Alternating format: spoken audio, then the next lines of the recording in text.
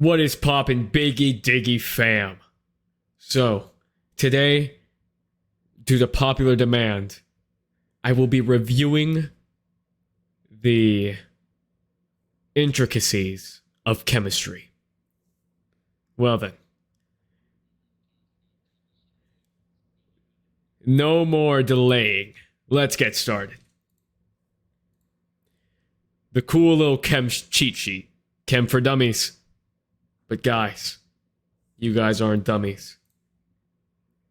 Let's get started with Unit 10, Chemical Equations. So this unit is based around the difference between physical and chemical changes. In the example, you can see the physical changes with the letters inside the parentheses, with every compound. The states that a compound can be in are solids, gas, liquid, or AQ, which is aqueous, which means dissolved in water.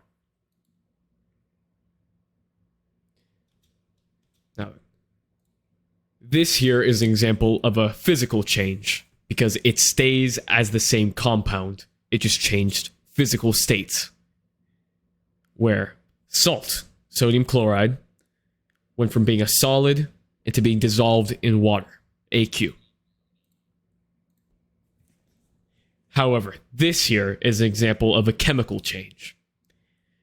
The compounds reacted with one another to form completely new compounds. Sodium hydroxide reacted with hydrochloric acid to form water and sodium chloride. You can see the physical states aren't listed because they didn't matter in this. Okay, I got a video deleted last time I talked about Hiroshima, so I'm just going to skip over that.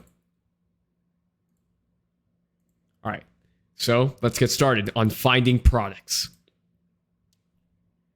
When you're finding the product of two reactants, all you have to do is swap the metals with metals and nonmetals with nonmetals. So, let's find the product if sodium sulfate reacted with hydrochloric acid. So the compounds we need to find for the example are sodium sulfate. Sodium has a charge of +1, while sulfate, SO4, has a charge of -2. You can find this by looking on the periodic table. Compounds always have to equal zero charge. If we want sodium sulfate to equal 0 charge, we would have to add 2 sodium ions to 1 sulfate ion, which would be Na2 parentheses SO4.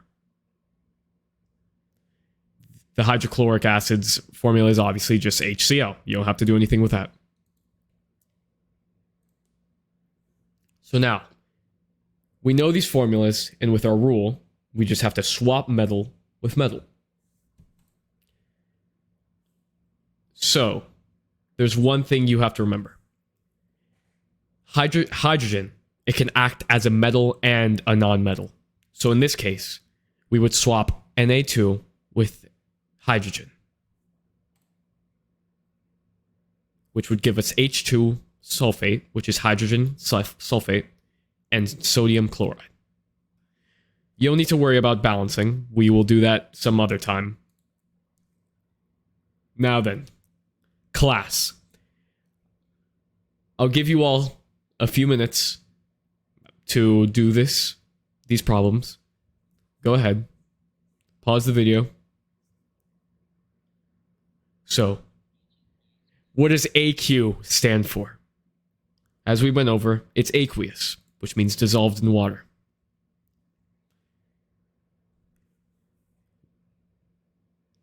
Number 2, H2O to H2O.